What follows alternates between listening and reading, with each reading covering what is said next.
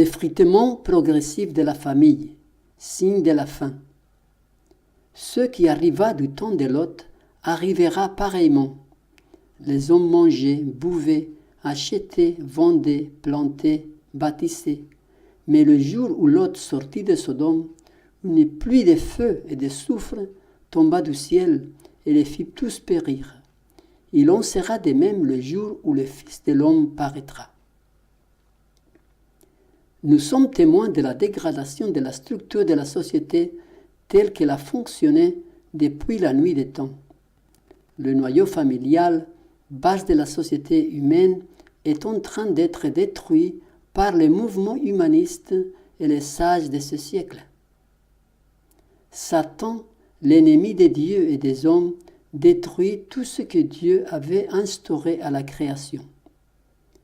Deux institutions nous sont parvenues depuis les origines de notre monde, le sabbat et la famille.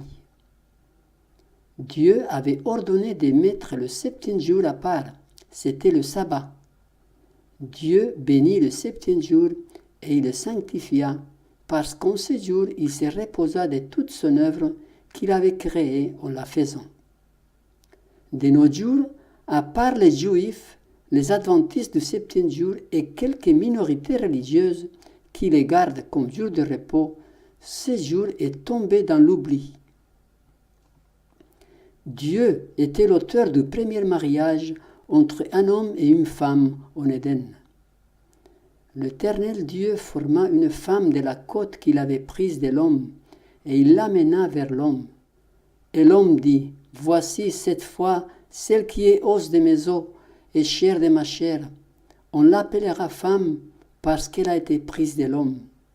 C'est pourquoi l'homme quittera son père et sa mère et s'attachera à sa femme, et ils deviendront une seule chair. »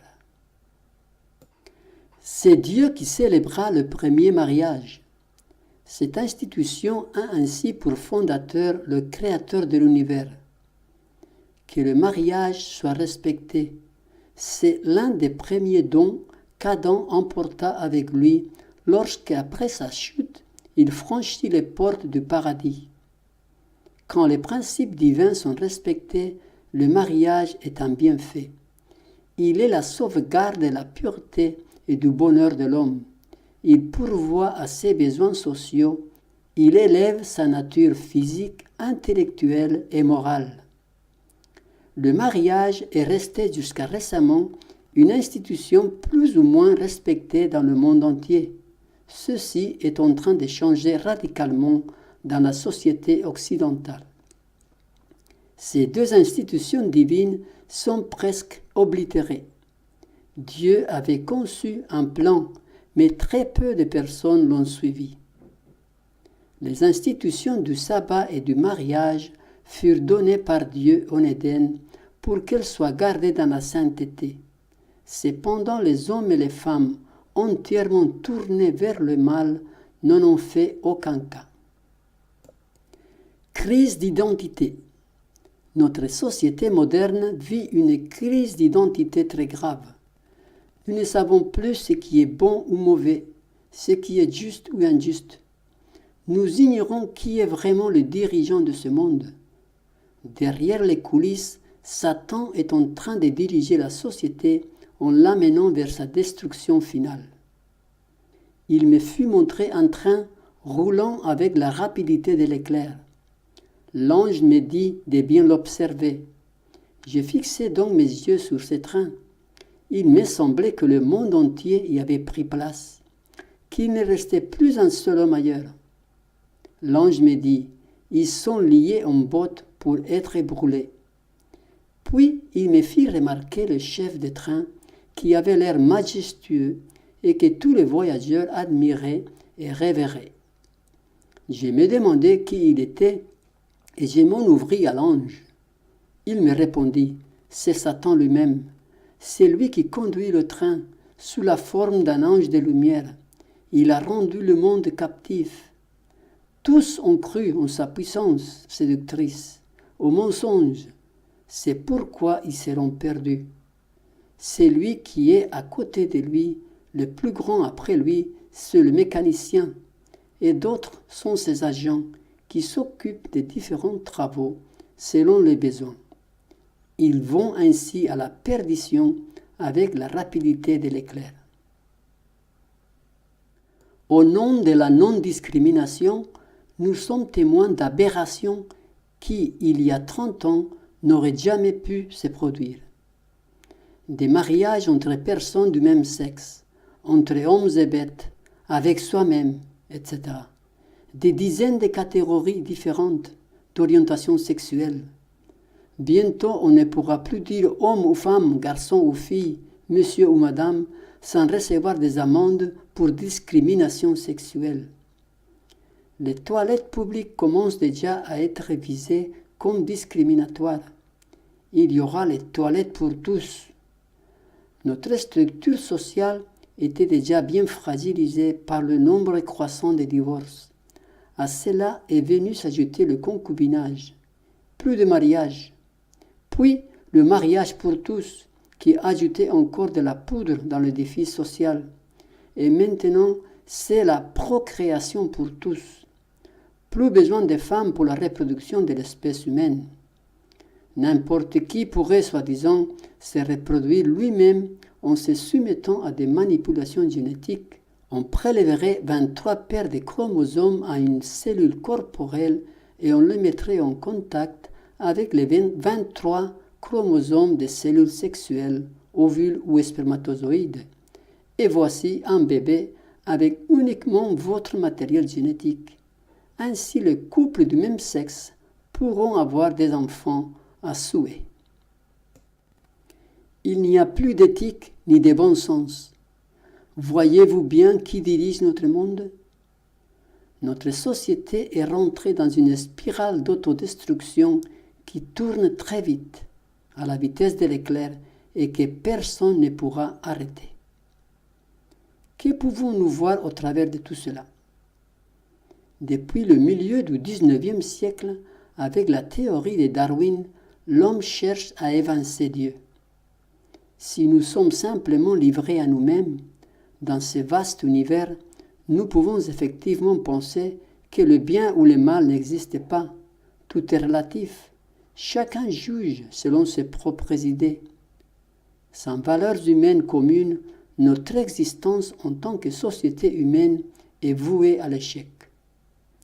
La Bible nous dit que comme Dieu détruisit Sodome à cause de ses perversions et de ses abominations, il en fera de même de notre société, cette fois-ci à niveau planétaire.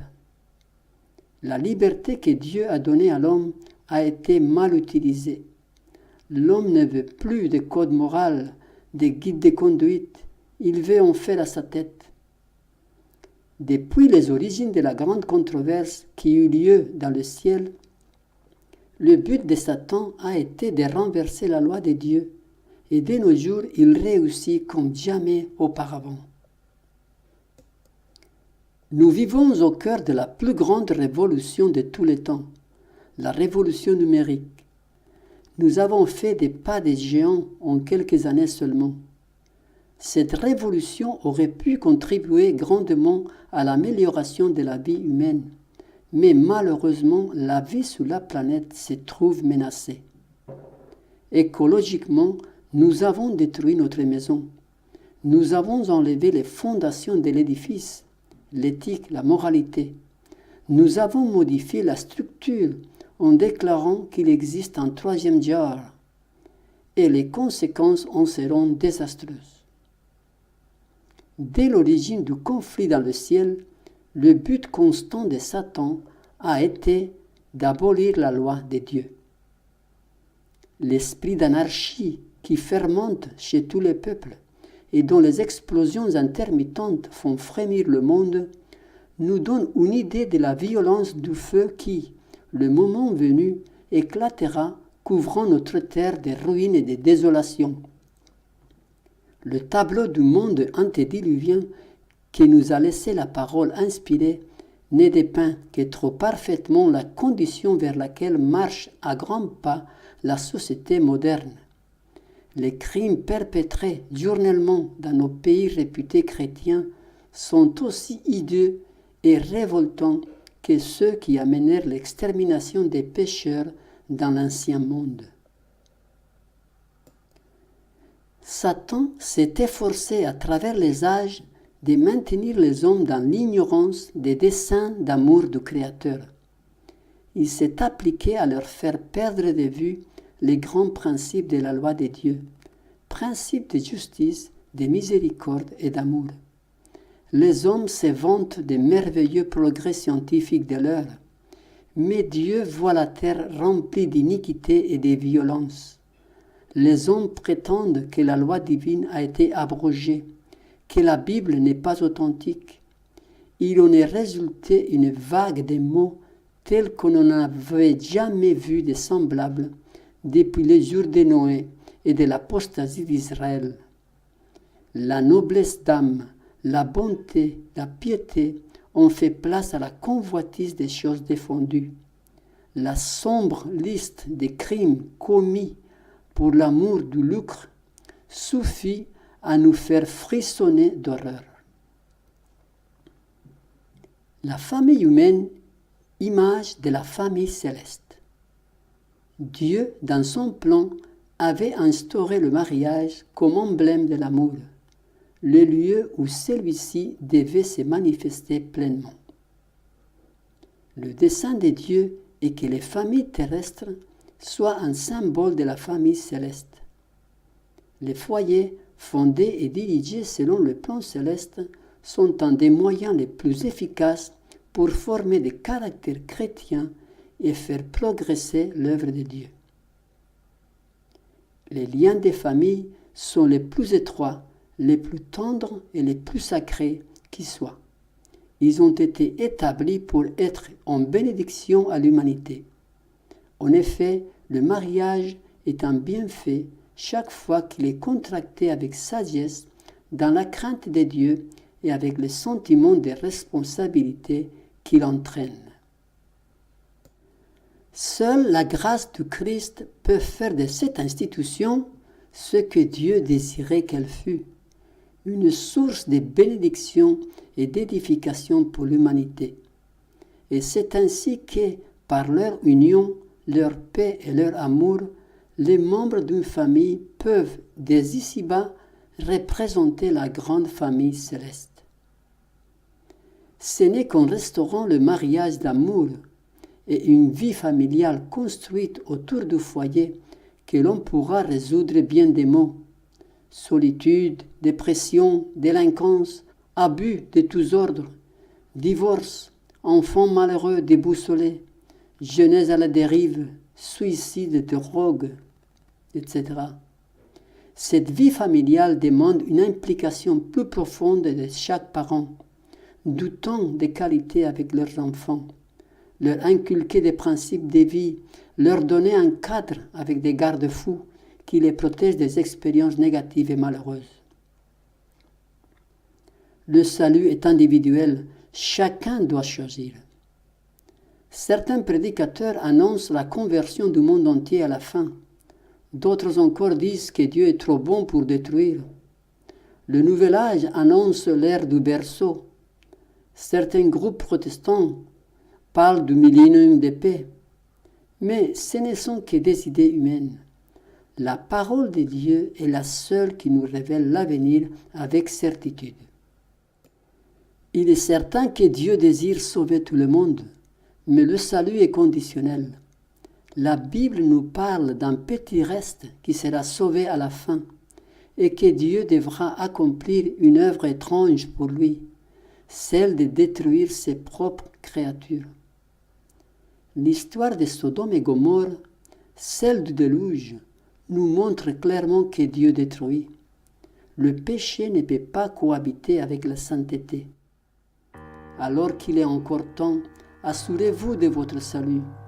Venez vers celui qui saura vous aider, vous pardonner, vous consoler. C'est lui seul qui détient la vie en son pouvoir.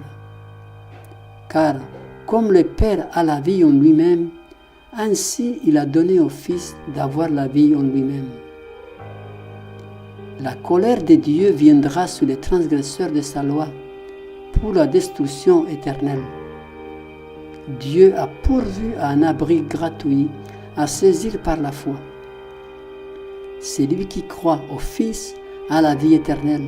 Celui qui ne croit pas au Fils ne verra point la vie, mais la colère de Dieu demeure sur lui. J'ai mis devant toi la vie et la mort, la bénédiction et la malédiction. Choisis la vie afin que tu vives, toi et ta postérité.